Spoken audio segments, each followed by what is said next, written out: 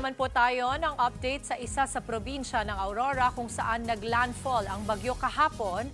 Makakapanayan po natin ang head ng kanilang Provincial Disaster Risk Reduction and Management Office na si Engineer Elson Egarge. Sir Elson, magandang umaga po. Kamusta po ang lagay ng panahon natin dyan ngayon?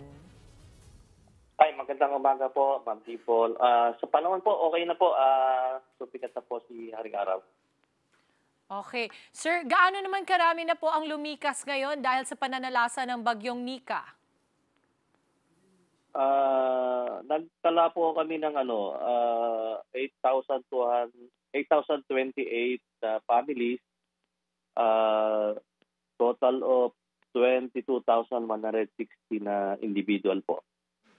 Engineer, this is Angela Lagunsad Castro po. No? Kamusta po yung ating mga pamilya na nailikas, yung mga apektado po ng bagyo? And of course, hingi rin po kami ng update dito po sa relief operations. Naihatid po ba itong mga tulong na ito sa ating evacuees? Yes po, ma'am. Maaga pa lang po naglagay na po kami sa preparation po namin. At bago po ng preemptive ay mayroon na po kami mga nakahandang mga food pack para po sa kanila. So, magandang umaga po, Andre Felix po. Yung kamusta po yung sitwasyon po ng cellphone signal, pati po yung supply ng kuryente ngayon?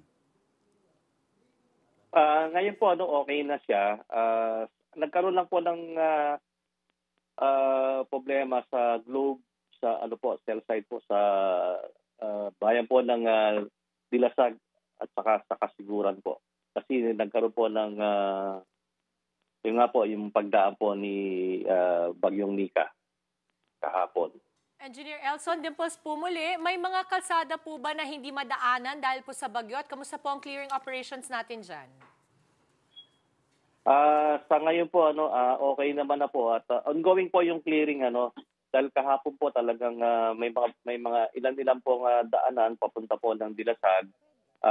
Hindi po siya madaanan. Pero today po at saka kagabi kahapon, medyo na clear na po yung ibang daanan papunta po sa bayan po ng Dilasag.